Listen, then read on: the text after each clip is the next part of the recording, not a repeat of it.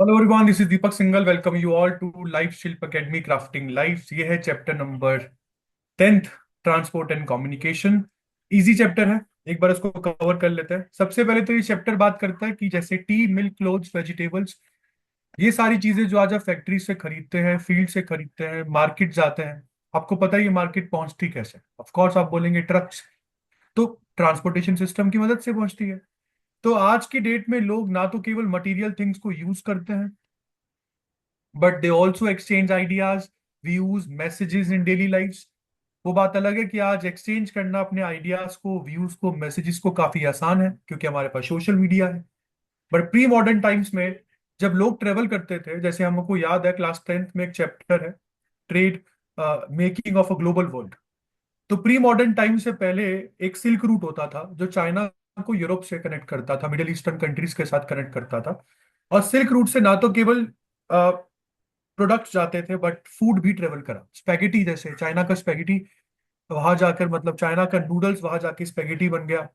Arabia का pasta जो है वो इटली में कॉन्टिनेंटल फूड बन गया। तो आज की डेट में ये एक्सचेंज बहुत आसान हो गए हैं, बट ये एक्सचेंज के लिए आपको कम्युनिकेशन सिस्टम का होना इन एक्सचेंज के लिए बहुत जरूरी है। आज कम्युनिकेशन सिस्टम में हम लोगों के पास सोशल मीडिया है। आपका चैप्टर बात करता है कि तीन मीन्स ऑफ ट्रांसपोर्टेशन आज हम पढ़ेंगे, लैंड, वाटर और एयर ट्रांसपोर्ट। इसमें सबसे पहले मैं लैंड ट्रांसपोर्ट की तरफ चलता हूँ। एंशियंट टाइम से लैंड ट्रांसपोर्ट हमारे पास है। पाथवेज, अनमेटल्ड रोड्स उस समय यूज होती थी लोगों के लिए और सामानों को ट्रांसपोर्ट करने के लिए। बट जैसे जैसे इंडिया का इकोनॉमिक डेवलपमेंट, टेक्नोलॉजिकल एडवांसमेंट हुआ, अनमेटल्ड रोड्स मेटल रोड में कन्वर्ट हो गई। हमने रेलवेज यूज करना शुरू किया। अब गुड्स और पैसेंजर्स का लार्ज वॉल्यूम एक जगह से दूसरी जगह जाना आसान हो गया था। इससे पहले ये सब चीजें नहीं होती थी। Ropeways, cableways, pipelines, they are also constructed to meet the demands of transporting specific goods under special circumstances. Ropeways भी है, केबल वेज भी है, यहाँ तक कि पाइपलाइंस भी हम लोगों ने कंस्ट्रक्ट करी हुई है to meet the demands of transporting specific goods under special circumstances. फिर आपका चैप्टर आप लोगों को लेके चलता है रोड ट्रांसपोर्ट की तरफ। आज इंडिया की बात करें तो रोड नेटवर्क्स में इंडिया सेकंड लार्जेस्ट नंबर पर आता है इन द वर्ल्ड। भाई 2017-2018 में हमारे पास कितना रोड लेंथ है? तो 56 लाख किलोमीटर्स का इंडिया में रोड लेंथ है। और इस रोड को मॉडर्नाइज और इंप्रूव करने का पहला अटेम्प्ट 1943 में करते हैं हम लोग, जब नागपुर प्लान शुरू किया गया था। बट 1943 की बात हो रही है ना, तो जाहिर सी बात है कि बिफोर इंडिपेंडेंस की बात कर रहे हैं हम लोग। बट नागपुर प्लान को ढंग से इंप्लीमेंट नहीं किया गया था क्योंकि इंडिया के प्रिंसली स्टेट्स जो थे, प्रिंसली स्टेट्स और राजा महाराजा, उनके बीच में कोऑर्डिनेशन बढ़िया नहीं बैठा। ब्रिटिश इंडिया और प्रिंसली स्टेट्स के बीच में कोऑर्डिनेशन नहीं होने की वजह से इस प्लान को ढंग से इंप्लीमेंट नहीं किया जा सका इंडिपेंडेंस के बाद। मगर 1961 में 20 ईयर रोड प्लान शुरू किया गया था। 20 ईयर रोड प्लान में ये था कि आने वाले 20 सालों में इंडिया की रोड कंडीशंस को अच्छा कर देंगे। बट आज भी अगर हम देखें, रोड जो है वो ज्यादातर अर्बन एरियाज के आसपास ही देखने को मिलती है। अर्बन एरिया से जितना दूर जाओगे, रोड का जो आज कंडीशन है वो उतना खराब होता जाएगा। वो बात अलग है कि 2025 में, आज के भारत में, अर्बन एरियाज के बाहर बेटर कनेक्टिविटी हमारे पास है। हमारे रोड के, मतलब हाईवे मिनिस्टर नितिन गडकरी जी काफी मेहनत कर रहे हैं, ये मिनिस्ट्री काफी मेहनत कर रही है इंडिया के रोड नेटवर्क को मॉडर्नाइज करने में। तो हमारे पास ये रोड के कंस्ट्रक्शन और मेंटेनेंस के लिए हमारे पास कुछ अथॉरिटीज हैं, जैसे नेशनल हाईवेज, मतलब रोड्स हमारे पास जो है वो तरह तरह की है। और उन रोड्स को मैनेज करने के लिए तरह तरह की अथॉरिटीज हैं। जैसे नेशनल हाईवेज को मैनेज करने के लिए national highway authority of India है। फिर स्टेट हाईवेज आता है। फिर मेजर डिस्ट्रिक्ट रोड्स और रूरल रोड्स। तो एक एक करके चारों तरीके की रोड्स को समझ लेते हैं। पहले मैं नेशनल हाईवेज की बात कर लेता हूँ। बेटा, नेशनल हाईवे जनरली होता क्या है? नेशनल हाईवे जनरली उस हाईवे को कहते हैं जो दो स्टेट्स की कैपिटल को आपस में कनेक्ट करे, किसी दो मेजर सिटी को आपस में कनेक्ट करे, किसी इंपॉर्टेंट पोर्ट को, रेलवे जंक्शन को कनेक्ट करे। ऐसी हाईवे को नेशनल हाईवे कहते हैं आप लोग। नेशनल हाईवे की टोटल लेंथ 1951 में कभी 19,700 किलोमीटर की होती थी। और आज 2016 में, मतलब अभी तो मैं 25 की बात कर रहा हूं, चैप्टर आपका 2016 का डेटा आपको बताता है, तो 2016 में हाईवे की जो लेंथ है वो 1,01,011 किलोमीटर के आसपास हो गई है। और national highway authority of India एक ऑटोनोमस बॉडी हम लोगों ने बनाई है, मिनिस्ट्री ऑफ रोड ट्रांसपोर्ट के अंतर्गत। और ये 1995 में काम करना इसने स्टार्ट किया था। और इस national highway authority of India को हम लोगों ने टास्क दे रखा है कि वो नेशनल हाईवे का डेवलपमेंट, उसका मेंटेनेंस, उसका ऑपरेशन सब एनएचएआई के अंतर्गत किया जाए। उसके बाद आपके पास स्टेट हाईवेज आते हैं। स्टेट हाईवे जनरली उस रोड को कहते हैं जो एक स्टेट हाईवे को, एक स्टेट कैपिटल को स्टेट के डिस्ट्रिक्ट्स के साथ कनेक्ट करे। ऐसी रोड्स को आप स्टेट हाईवे कहते हैं। तो स्टेट हाईवे को बनाने का और मेंटेन करने का काम स्टेट गवर्नमेंट्स का होता है। तो जैसे कि मैंने बोला, ये डिस्ट्रिक्ट हेडक्वार्टर्स को कुछ इंपॉर्टेंट टाउन्स के साथ कनेक्ट करती है। फिर डिस्ट्रिक्ट रोड्स आती है। डिस्ट्रिक्ट रोड डिस्ट्रिक्ट हेडक्वार्टर को कनेक्ट करती है कुछ इंपॉर्टेंट अर्बन और रूरल एरियाज के साथ।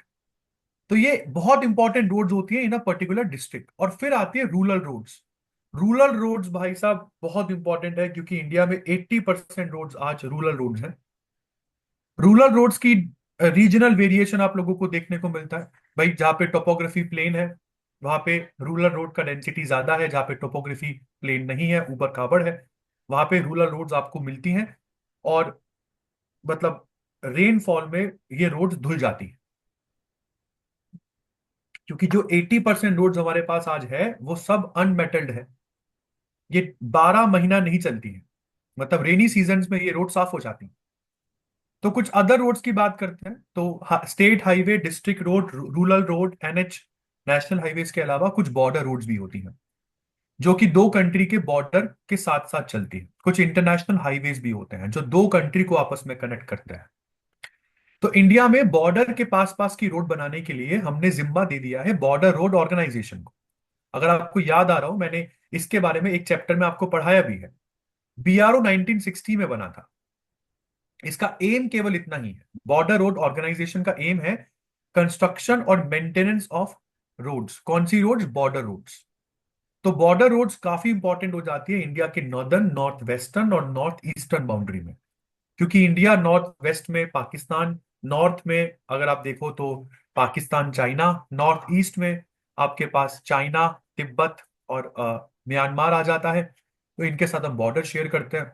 तो ऐसी रोड जो इन बॉर्डर्स के पास में है, ये स्ट्रेटेजिकली भी बहुत इंपॉर्टेंट है। तो बीआरओ का जो एम है वो इकोनॉमिक डेवलपमेंट को एक्सेलरेट करना है, इंडिया की डिफेंस प्रिपेयर्डनेस को और ज्यादा मजबूत करना है, और बॉर्डर रोड्स का एक मतलब बहुत ही रैपिड और कोऑर्डिनेटेड इंप्रूवमेंट हो। ये सब काम बीआरओ के अंडर होता है। और अगर हम इंटरनेशनल हाईवेज की बात करते हैं, तो इंटरनेशनल हाईवेज दो कंट्री के बीच में तब चलते हैं जब दो कंट्री के बीच के रिलेशंस काफी फ्रेंडली और हार्मोनियस हो। ठीक है? तभी तो एक कंट्री दूसरी कंट्री को अलाउ करेगी ना कि आप बाय रोड भी हमारे देश में आ सकते हैं। बाय रोड भी हम एक हाईवे बना दे रहे हैं। आराम से आइए आप, अपना पासपोर्ट लेकर आइए, आपको वीजा हम वहीं पर देंगे। रोड ट्रांसपोर्ट के बाद फिर आपका चैप्टर चलता है रेल ट्रांसपोर्ट। इंडिया के पास दुनिया में one of the longest railway network है। रेलवे नेटवर्क इंडिया में 1853 में लॉर्ड डलहौजी शुरू करते हैं। बॉम्बे से थाने के बीच 34 किलोमीटर की रेलवे लाइन उस समय थी। 400 पैसेंजर्स ने ट्रेवल किया था उस समय। तो आपको पता है कि रेल ट्रांसपोर्ट लोगों के साथ साथ फ्लाइट की मूवमेंट के लिए भी बहुत इंपॉर्टेंट है। इंडियन इकोनॉमी की ग्रोथ रेल ट्रांसपोर्ट और रोड ट्रांसपोर्ट पर टिकी है आज, ये बात मान लो। ट्रक ट्रांसपोर्ट, जो रोड ट्रांसपोर्ट है, वो तो लाइफ लाइन्स है, बट वो जनरली शॉर्ट डिस्टेंस के लिए मतलब आप लोग ट्रक ट्रांसपोर्ट को यूज करते हैं जहां पर ओवरनाइट सामान पहुंचा देना हो। नहीं तो लंबे लंबे डिस्टेंस के लिए हम जनरली रेलवे पर आज भी डिपेंडेंट है। इंडियन रेलवे जो है वो गवर्नमेंट के अंडर है आज की डेट में पूरी तरीके से, और गवर्नमेंट के अंदर आने वाली ये सबसे बड़ी अंडरटेकिंग है। इंडियन रेलवे का 2015 तक का नेटवर्क आज के डेट में 66,030 किलोमीटर का है, एंड आई होप आज के डेट में ये 1 लाख से क्रॉस कर गया होगा बहुत आराम से।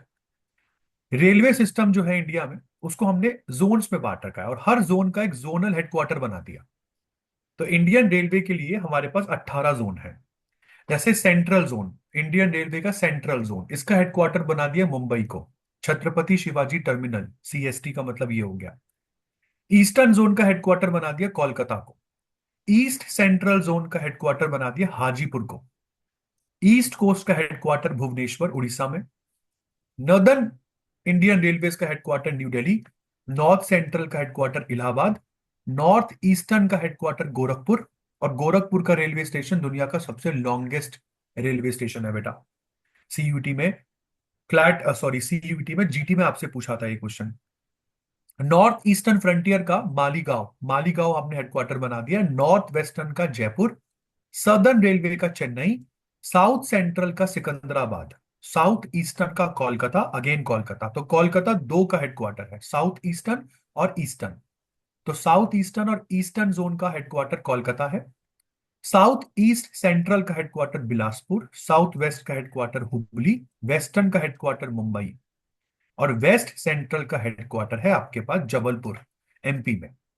तो 2010 में ये बोलता है कि Kolkata metro rail was made the 17th zone of railway. 2010 में कोलकाता मेट्रो को भी एक जोन बना दिया था। और 2019 में south coast railway zone was constituted as the 18th zone. तो यहां पर ये जो आपको यहां पर दिख रहा है, तो सेंट्रल हम लोगों ने यहाँ पर साउथ कोस्ट रेलवे जोन 19वां जोन बना दिया, 18वां जोन बनाया था 2019 में। और कोलकाता मेट्रो रेल को हमने 2010 में 17th जोन बना दिया था इंडियन रेलवेज का। तो इन टोटल 18 जोन्स में डिवाइडेड है इंडियन रेलवेज। अब रेलवे की बात हो रही है तो दोस्तों रेल की पटरियों की बात कर लेते हैं। रेल की पटरियों के बीच में कितना डिस्टेंस है, इसको गेज कहते हैं।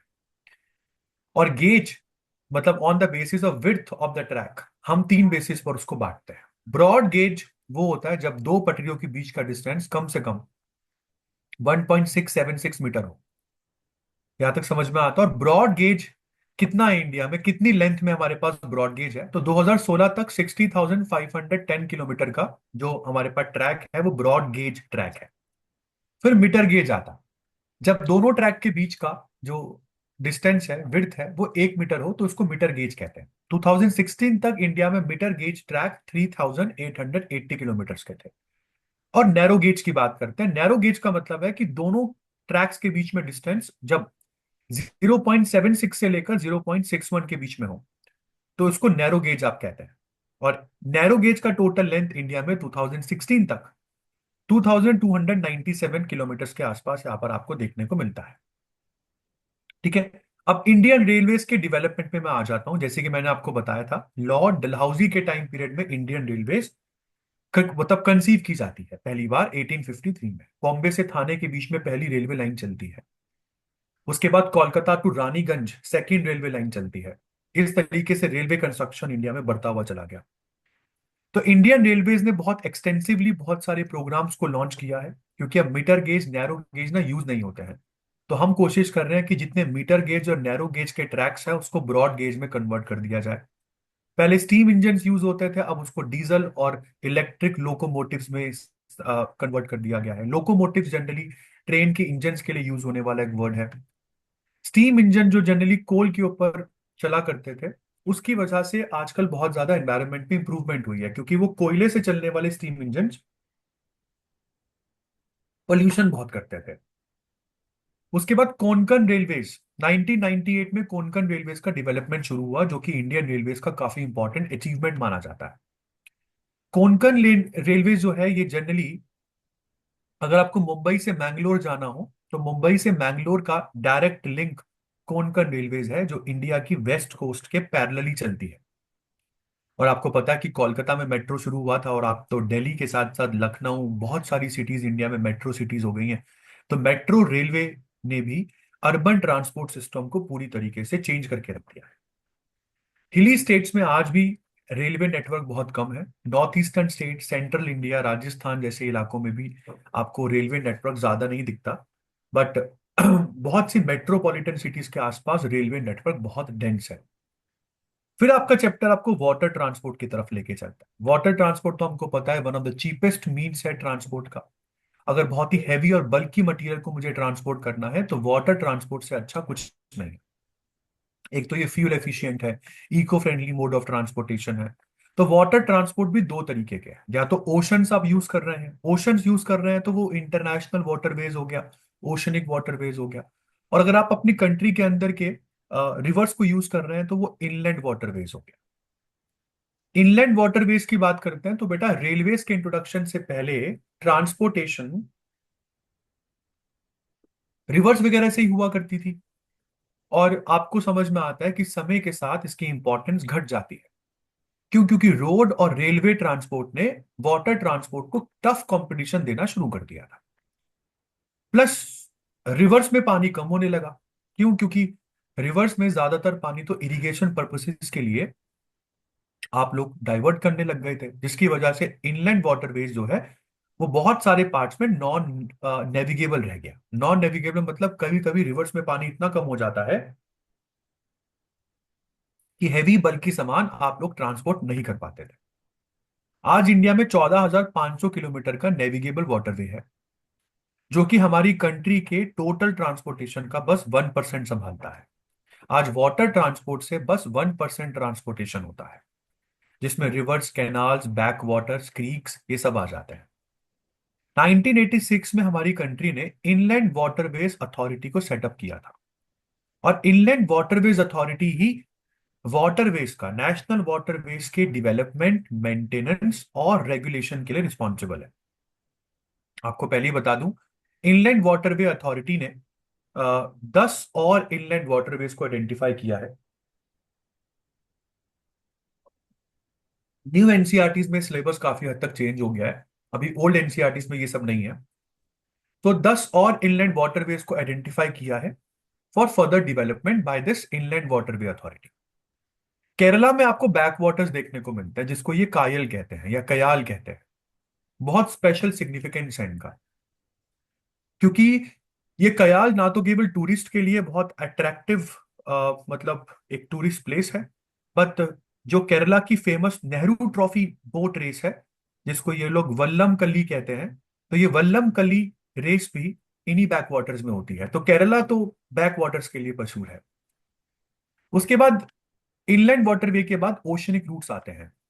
भाई ओशनिक रूट्स भी दो कंट्री के बीच में oil transport, heavy cargo transport, आज दो कंट्री के बीच में रोड के थ्रू नहीं होता, ज्यादातर हम ओशनिक रूट्स को ही यूज करते हैं। तो इंडिया के पास तो एक बहुत बड़ा मतलब एडवांटेज है। क्यों? क्योंकि हमारा तो ये गुजरात से लेकर वेस्ट बंगाल तक का जो ये कोस्टल लाइन है, ये पूरा की पूरा 7,517 का। आइलैंड्स को मिला लिया जाए, लक्षद्वीप और अंडमान निकोबार को अगर मैं साथ में मर्ज कर लूं, तो हमारी कोस्ट 7,517 किलोमीटर की कोस्ट है। तो भाई साहब ओशनिक रूट्स के लिए तो हम लोग बहुत ही एक स्पेशली प्लेस्ड कंट्री है हम लोग तो इन द वर्ल्ड। इसी पोर्ट्स पर, इसी कोस्ट लाइन पर हम लोगों ने कुछ 12 मेजर पोर्ट्स और 185 माइनर पोर्ट्स हम लोगों ने यहाँ पर डिवेलप कर रखे हैं।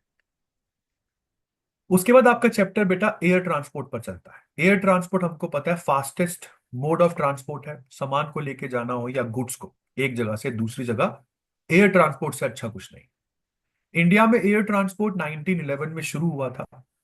केवल 10 किलोमीटर की फ्लाइट थी इलाहाबाद से नैनी की। बट द रियल डेवलपमेंट जो है एयर ट्रांसपोर्ट का, वो इंडिपेंडेंस के बाद स्टार्ट होता है। बट जैसे कि आपको पता है एयर ट्रांसपोर्ट कॉस्टली बहुत है। In comparison to other mode of transportation air transport बहुत कॉस्टली है। चलिए कोई बात नहीं, बट एफिशिएंट है। तो यहाँ पर एयरपोर्ट अथॉरिटी ऑफ इंडिया जो है वो रिस्पॉन्सिबल है सभी एयर ट्रैफिक के एफिशिएंट कंट्रोल से, एक उनको सेफ कम्युनिकेशन सर्विसेज प्रोवाइड करवाना, उनको एरोनॉटिकल कम्युनिकेशन सर्विसेज प्रोवाइड करवाना, ये सब चीजें, ये सब मैनेज करना, ये एयरपोर्ट अथॉरिटी ऑफ इंडिया का काम है। और एयरपोर्ट अथॉरिटी ऑफ इंडिया के अंडर आज के डेट में 125 एयरपोर्ट्स आते हैं और अब ये बढ़ गए हैं। उसी तरीके से हिली एरियाज में आपके पास हेलीकॉप्टर सर्विसेज यहाँ पर चलती है। Helicopter services Pawan Hans limited के द्वारा चलाई जाती है, यहाँ तक समझ में आता है। और बहुत सारे जो पवन हंस लिमिटेड के हेलीकॉप्टर्स है वो हिली एरियाज में बेटर कनेक्टिविटी दे रहे हैं। पवन हंस हेलीकॉप्टर सर्विसेज को टूरिस्ट बहुत यूज करते हैं, नॉर्थ ईस्टर्न सेक्टर। आपका चैप्टर बेटा एयर इंडिया की बात करता है। आपको मैं पहली बेटा बता दूं, जनवरी आई होप 2022 में जो ये कंपनी है एयर इंडिया, इसको टाटा को बेच दिया गया था। हालांकि अपडेटेड नहीं है इसमें, बट आप फिर भी इसको दिमाग में रखना, जो एयर इंडिया है ये पहले कभी पब्लिक सेक्टर कंपनी हुआ करती थी, और ये टाटा ने ही स्टार्ट करा था जब ये स्टार्ट हुआ था। तो ये इंडिया का एक कॉरपोरेशन है जो कि डोमेस्टिक और इंटरनेशनल एयर सर्विसेज प्रोवाइड करवाता है पैसेंजर्स और कार्गो ट्रैफिक के लिए। दुनिया की ऑलमोस्ट सारे कॉन्टिनेंट्स तक एयर इंडिया की फ्लाइट जाती है। इसके बाद हम आगे बात करते हैं। हमारा जो चैप्टर है ये आपको ऑयल और गैस पाइपलाइन पर ले चलता है। भाई किसी भी लिक्विड को या गैस को ट्रांसपोर्ट करने के लिए पाइपलाइन कम्युनिकेशन से अच्छा कुछ नहीं है। तो पाइपलाइन से एक तो कन्वीनियंट है, best means of transporting liquids है, लॉन्ग डिस्टेंस तक चली जाती है। जैसे हम लोगों ने पिछले चैप्टर में वो Indira Gandhi canal command area project पढ़ा था, क्या था वो, एक पाइपलाइन ट्रांसपोर्टेशन ही तो है। तो पाइपलाइन ट्रांसपोर्ट से गैसेस को और लिक्विड को लॉन्ग डिस्टेंस तक हम लोग स्लरी बनाकर उनको, सॉलिड्स को भी हम लोग स्लरी बनाकर मतलब एक तरीके से ट्रांसपोर्ट कर सकते हैं। Oil India limited ministry of petroleum and natural gas के अंतर्गत जो है वो रिस्पॉन्सिबल है इंडिया में क्रूड ऑयल और नेचुरल गैस के ट्रांसपोर्टेशन के लिए। तो OIL क्रूड ऑयल और नेचुरल गैस का transportation all over India pipelines बनाकर ही करती है। और आपको बता दूं, it is one of the major achievements, मतलब ऑयल इंडिया लिमिटेड की सबसे बड़ी मेजर अचीवमेंट था एशिया का पहला क्रॉस कंट्री पाइपलाइन बनाना। एशिया का पहला क्रॉस कंट्री पाइपलाइन, बिल्कुल सही समझ रहे हैं आप। असम से बिहार तक का ये पाइपलाइन है, 1157 किलोमीटर का। असम की ऑयल फील्ड है नाहर काटिया। तो नाहर काटिया ऑयल फील्ड से लेकर बिहार के बरौनी रिफाइनरी तक इन्होंने एक पाइपलाइन बना रखी है। तो असम की डिगबोई माइन से सीधा क्रूड ऑयल बिहार की बरौनी रिफाइनरी तक आता है। बढ़िया काम चल रहा है। तो ये एशिया का पहला क्रॉस कंट्री पाइपलाइन है। अब तो खैर बहुत सारे सिस्टम्स बहुत सारी कंट्री में डेवलप हो गए हैं। कम्युनिकेशन नेटवर्क और ग्राफिकल इंफॉर्मेशन, फिर ये नेक्स्ट हेडलाइन आती है आपकी चैप्टर की। आपको बता दूं बेटा, कम्युनिकेशन नेटवर्क का मतलब है method of sharing information from one person और place to another through communication. Communication तो आपको पता है, अभी तक तो मैं ट्रांसपोर्टेशन पढ़ा रहा था। अब हम कम्युनिकेशन पढ़ लेते हैं। क्या होता है communication? Method of sharing ideas, method of sharing information, एक आदमी से दूसरे आदमी के बीच में जो ये exchange of information and ideas हो रहा है, इसी को आप कम्युनिकेशन कहते हैं। ह्यूमंस अपने 70% से ज्यादा समय कम्युनिकेशन में बिताते हैं। जब से post office, telegraph, printing press, satellite telephone technology, इन सब चीजों का इन्वेंशन हुआ है, कम्युनिकेशन बहुत फास्ट हो गया है। साइंस एंड टेक्नोलॉजी में तो होने वाले डेवलपमेंट्स की वजह से आप ये मान के चलो कि कम्युनिकेशन में तो मानो क्रांति सी आ गई है।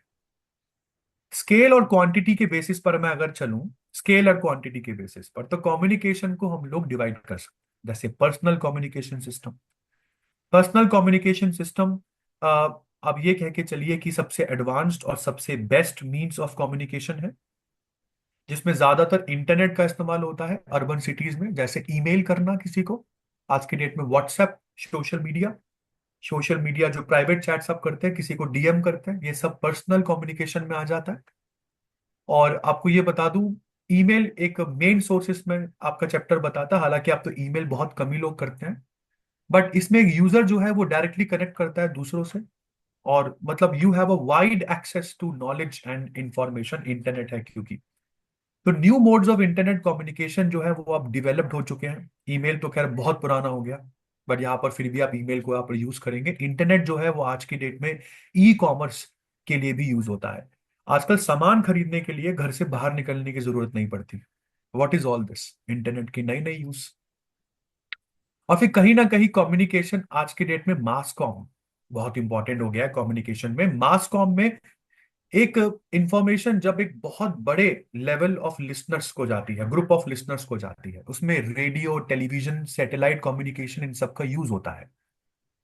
तो सबसे पहले मैं रेडियो की बात करता हूं बेटा। रेडियो ब्रॉडकास्टिंग 1923 में शुरू होती है। रेडियो क्लब ऑफ बॉम्बे इसको शुरू करता है। गवर्नमेंट ऑफ इंडिया 1930 में इसका कंट्रोल अपने हाथों में लेती है, मतलब took the control of this mode of communication. क्यों? क्योंकि government of India Indian broadcasting system बना देती है 1930 में, और तब इसका नाम चेंज करके ऑल इंडिया रेडियो कर दिया जाता है 1936 में। और 1936 से आकाशवाणी होता है 1957। ऑल इंडिया रेडियो जो है वो बहुत सारे प्रोग्राम्स को ब्रॉडकास्ट करता है, और आज की डेट में ये प्रधानमंत्री जी की मन की बात, जो 2014 में उन्होंने स्टार्ट करा था, अब तो क्या 10 साल हो गए हैं इसको। ये भी ऑल इंडिया रेडियो चैनल से ही ब्रॉडकास्ट होती है। तो बहुत सारे programmes related to education, entertainment, information, special news bulletin, दोनों हिंदी इंग्लिश में, special sessions of parliament, state legislature, सबकी आपको इंफॉर्मेशन रेडियो पर मिल जाती है। फिर टेलीविजन की बात करते हैं यार। टेलीविजन ब्रॉडकास्टिंग काफी इफेक्टिव ऑडियो विजुअल मीडियम है आज, मतलब इंफॉर्मेशन को डिसिमिनेट करने का। पहली बार टेलीविजन ब्रॉडकास्टिंग इंडिया में 1959 में दिल्ली में शुरू हुआ था।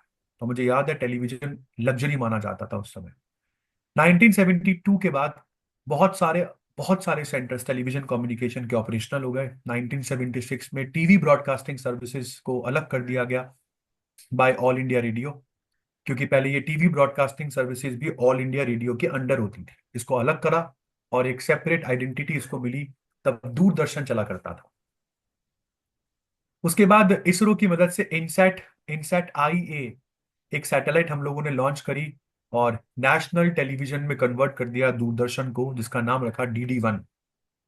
तो ये DD1 जो टीवी चैनल है, ये ऑपरेशनल होता है इनसैट आई ए के लॉन्च होने के बाद। कुछ कॉमन नेशनल प्रोग्राम्स इस पूरे DD नेशनल पे शुरू किए गए for entire network and services. इसको बैकवर्ड और रिमोट एरियाज तक भी हमने इसका एक्सेस पहुंचाया। और उस समय टीवी पर एक ही चैनल आता था, DD1, जिसको DD नेशनल भी लोगों ने बोला। और ये DD दूरदर्शन को अपनी आइडेंटिटी मिलती है जब इसको ऑल इंडिया रेडियो से अलग किया गया, क्योंकि तब तो ये रेडियो कम्युनिकेशन के अंडर ही जी रहा था। सैटेलाइट कम्युनिकेशन पर आते हैं हम। काफी एडवांस मोड ऑफ कम्युनिकेशन है और ये रेगुलेट करता है बहुत सारे अदर मीन्स ऑफ कम्युनिकेशन को, क्योंकि आजकल तो टीवी DTH के माध्यम से भेजा जाता है डायरेक्ट टू होम, और डायरेक्ट टू होम के लिए हम लोग अगेन सैटेलाइट डिपेंडेंट है। इलॉन मस्क की कंपनी है स्टारलिंक, जो कि सैटेलाइट्स को यूज कर कर आप लोगों को इंटरनेट सर्विसेज देती है। तो बहुत सारे ऑपरेशन सैटेलाइट से किए जा सकते हैं। जैसे मैं सैटेलाइट की मदद से इमेजेस खींच सकता हूँ, वेदर फोरकास्ट कर सकता हूँ, यहाँ तक कि नेचुरल कैलामिटी का फोरकास्ट और उसको मॉनिटर कर सकता हूँ। मैं अपनी बॉर्डर एरियाज को प्रोटेक्ट कर सकता हूँ, उसका सर्विलेंस और बेहतर कर सकता हूँ। इंडिया में दो तरीके के सैटेलाइट सिस्टम्स हमको देखने को मिलते हैं, on the basis of configuration and purposes. On the basis of configuration and purposes, सबसे पहला आता है इनसैट। इनसैट से मेरा मतलब है Indian national satellite system. Important है बेटा, INSAT Indian national satellite system हम लोगों का पहला सैटेलाइट सिस्टम है। और उसके बाद IRS। IRS that is Indian remote sensing satellite system. देखो, इन सभी सैटेलाइट्स को मैनेज करने के लिए, इनके डेटा, जो भी ये डेटा ऊपर इकट्ठा करता है, उस डेटा को एक्वायर कर कर प्रोसेस करने के लिए हमने हैदराबाद में नेशनल रिमोट सेंसिंग सेंटर खोला हुआ है। तो नेशनल रिमोट सेंसिंग सेंटर की मदद से हम लोग सारी अर्थ के चारों तरफ घूमने वाली इंडियन सैटेलाइट्स को मैनेज करते हैं। सैटेलाइट कम्युनिकेशन क्योंकि पढ़ ही रहे हैं, तो इंडियन स्पेस रिसर्च ऑर्गेनाइजेशन के बारे में भी आप पढ़ लीजिए। इंडियन स्पेस रिसर्च ऑर्गेनाइजेशन, जिसका हेडक्वार्टर बेंगलुरु में है, बहुत इंपॉर्टेंट बॉडी है ये। हो सकता है इससे भी क्वेश्चन आ जाए। ठीक है जी। तो ये कुछ इंपॉर्टेंट सैटेलाइट कम्युनिकेशन सिस्टम हो गया। तो बेसिकली ये पूरा चैप्टर अगर हम बात करें तो ये ट्रांसपोर्ट के ऊपर था, जैसे कि हमने देखा। इस पूरे चैप्टर में ट्रांसपोर्ट और कम्युनिकेशन है। ट्रांसपोर्ट में केवल हमने चार मीन्स ऑफ ट्रांसपोर्ट पढ़े, लैंड, एयर, रोड। लैंड मतलब road transport, air transport, railway transport, और जैसे कि मैंने यहां पर देखा पाइपलाइन ट्रांसपोर्ट। इसमें सबसे इंपॉर्टेंट मुझे लगता है कहीं ना कहीं रेलवे ट्रांसपोर्ट हो सकता है, क्योंकि रेलवे ट्रांसपोर्ट के हेडक्वार्टर्स क्वेश्चन में बार बार आते हैं, या फिर मैच द फॉलोइंग क्वेश्चंस आते हैं जो आपको बार बार कंफ्यूज करते हैं। रेलवे गेजेस किसको बोलते हैं? Broad gauge, metre gauge, narrow gauge. आज की डेट में ब्रॉड गेज जिस कंट्री के पास जितना ज्यादा उतना बेहतर। और इसी से रिलेटेड क्वेश्चन शायद मुझे लगता है जनरल टेस्ट में, करंट अफेयर में बुलेट ट्रेन का आ सकता है। अभी चाइना ने एक ट्रेन जो है वो शोकेस करी है दुनिया को, which is a fastest train of this planet. I said China ने शोकेस करी है, which is a fastest train on this planet, bullet train. Bullet train की डेफिनेशन किसे क्या है? क्या इंडिया के पास बुलेट ट्रेन है? हाँ, हम लोग जापान से ले रहे हैं। जापान का कौन सा वाला बुलेट, जो बुलेट ट्रेन का मॉडल है, वो इंडिया में चलेगा? ये आप लोग थोड़े बहुत इसको कंफर्म पढ़ के जाइएगा GT के लिए। वाटर ट्रांसपोर्ट में ज्यादा कुछ है नहीं। इनलैंड वाटरवेज में गंगा, ब्रह्मपुत्रा, इंडस इस रिवर को यूज करते हैं। बट अगर मान के चलो कि इंडिया में 100% ट्रेड होता है, तो 100% में से 1% ट्रेड ही बस वाटर ट्रांसपोर्ट से होता है। बाकी 99% ट्रेड हम लोग अदर मीन्स ऑफ ट्रांसपोर्ट जैसे कि लैंड, रोड, एयर और ओशनिक वाटर ट्रांसपोर्ट से करते हैं। ओशनिक वाटर, और यहाँ पर फिर पाइपलाइन ट्रांसपोर्ट भी आ जाता है। इनलैंड वाटरवेज का बहुत ही कम रोल रह गया है। इनलैंड क्यों? क्योंकि जैसे कि हम लोगों ने यहाँ पर पढ़ा कि रिवर्स का पानी तो सर इरिगेशन के लिए फील्ड्स वगैरह में डाइवर्ट कर दिया जाता है।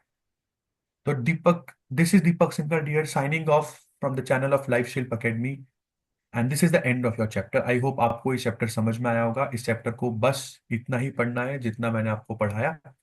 Try to solve as many questions as possible, उससे आप चैप्टर को और एनरिच कर पाएंगे। I hope I help you a lot in your preparation towards preparing chapter number 10, book number 2, history, sorry, geography domain.